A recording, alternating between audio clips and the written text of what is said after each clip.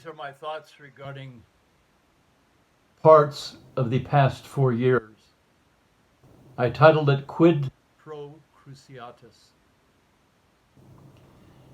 In this top secret document, I am obliged to use pseudonyms in lieu of legal names, to wit, The Rock, Hindenburg, SS, Lady Macama. The Rock. When I entered medical school in 1973, we were told to read and personify the message of Sir William Osler's speech, Equanimitas.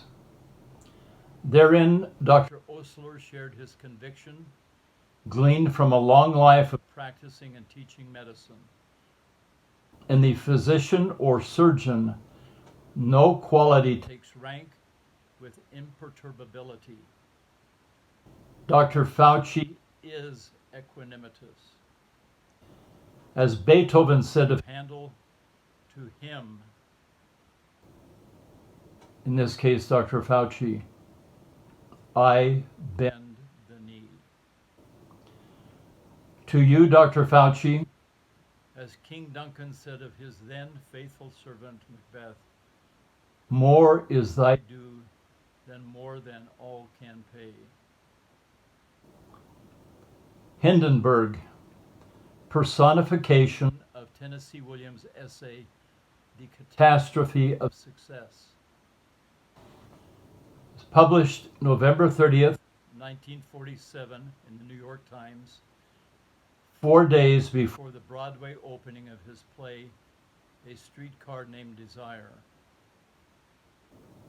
Hotels, Hindenburg has never, in all the years of owning hotels, has never gained Williams' insight, gleaned from Williams' brief stay at a swank New York City hotel. In 1947, Tennessee Williams, newly famous on Broadway, received a startling revelation as he stayed in a first-class Manhattan hotel. Hotel service is embarrassing.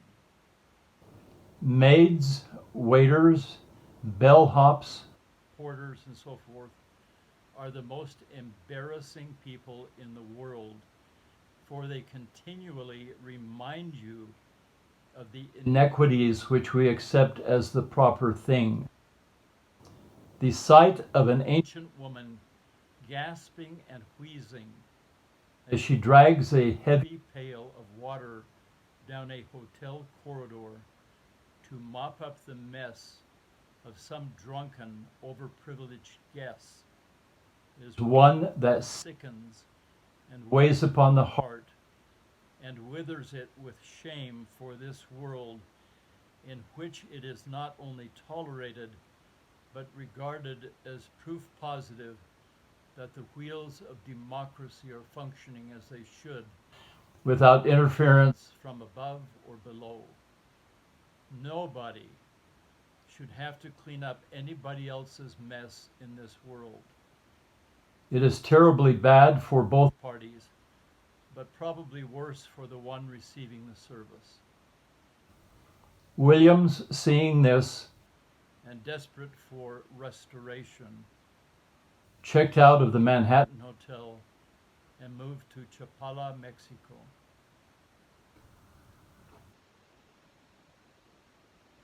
Hindenburg, take physic, pomp, expose thyself to feel what wretches feel. From King Lear. Hindenburg, you spout silly promises that the pandemic will spontaneously vanish. Poof! Your theater of the absurd reminds me of a surgery in which I assisted during my 3rd year of medical school. As the surgeon and chief resident were steadily cutting, suddenly blood seemed to be gushing from everywhere.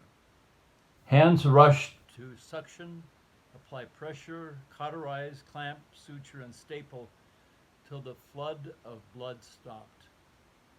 Amidst my panic came a seasoned, dark voice of sarcastic reassurance from the chief surgical resident as he leaned toward me and whispered the old surgical truism: "Don't worry, all bleeding stops."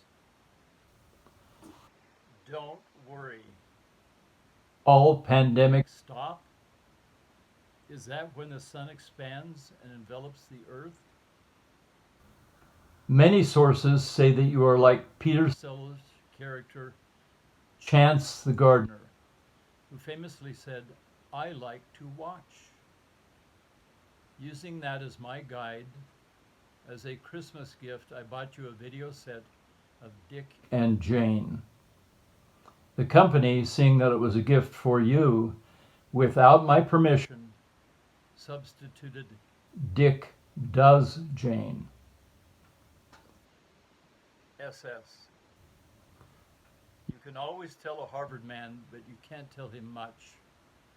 So said my Harvard-trained philosophy professor long before I had even heard of you. Taking a woman reporter alone into your office to verbally work her over, of course, sans witnesses. What CIA/Army machismo? Bravo! I award you the Order of the Oath. How deft. Showing her an outline map of countries of Europe and Asia while asking her to identify Ukraine. She nails it, you lie. Very CIA. I can imagine your surprise when you found that sitting before you was the equivalent of Anna Politkovskaya, unmoved, staring with pity at your pettiness. Screaming obscenities? So sorry that your cheap rivets gave way. Next time, buy and use authentic Joseph Conrad brand. I was in the Army Reserve during part of the Vietnam War, 1971 through 7. I tired of hearing the drill sergeants scream their favorite fricative glottal word, fuck. Given your generous jowls, I'm surprised that you didn't choke as you spit out that monosyllable fuck over and over and over. You remind me of Solzhenitsyn's depiction of those whom Sakharov left when he refused to continue research and development of Soviet nuclear weapons. Quote, the well-fed, heavy-jowled to join the insulted and injured, quote, from The Oak and the Calf. SS, my wife is from Finland. She speaks, reads, and writes Swedish, Finnish, German, and English. When we began to date, she showed me a video titled The Finnish Solution, an analysis of the Finnish strategies over the years for dealing with the former USSR, now Russia. It featured interviews with Max Jakobsen, former Finnish United Nations ambassador and former employee of the BBC. Polylingual, so clear, so articulate, absolutely honest, the antithesis of Hindenburg and SS. In your free time, use your CIA teaching techniques on your boss to instruct him where Finland is located, and emphasize over and over that Finland is not a part of Russia. The Finns are still enjoying belly laughs at Trump's declaration that Finland is a part of Russia. The Finns skewered Trump. They retorted that they were certain that the U.S. became part of Russia when Trump took the oath of office. Your Christmas gift, SS, is the book The Crazy Ape, written by Albert Zendiordia, MD, PhD, Nobel laureate for his discovery of vitamin C, his synthesis, and many of its physiological actions. Lady Macama, stop your Nicholson-Baker behavior toward applicants. Slave to punctuation rule books?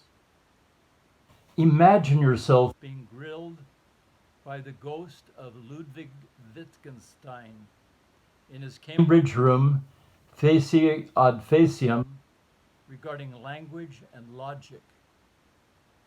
The water you would enter is unfathomably deep, dark, and cold. Wittgenstein wrote, "The real task of the philosopher is to dissect out the heart of the problem by close analysis of the language in which it was posed, and by so doing dissolve it." We are engaged in a struggle with language.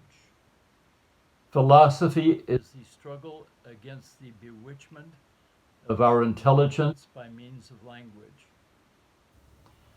What is your aim in philosophy? To show the fly the way out of the fly bottle. The bottle in Washington, D.C. is full. In desperation, you could quote to Wittgenstein's ghost the remarkable summation of Alfred North Whitehead shortly before his death when he was at Harvard. I am impressed by the inadequacy of language to express our conscious thought, and by the inadequacy of our conscious thought to express our subconscious. From the Dialogues of Alfred North Whitehead. Forget the comma and other punctuation. Ask your applicants to write their applications in Latin, in scriptio continua. Your Christmas gift,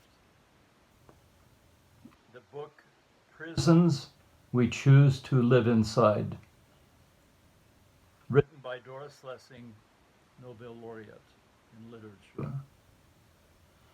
Recall, milady, hell is murky.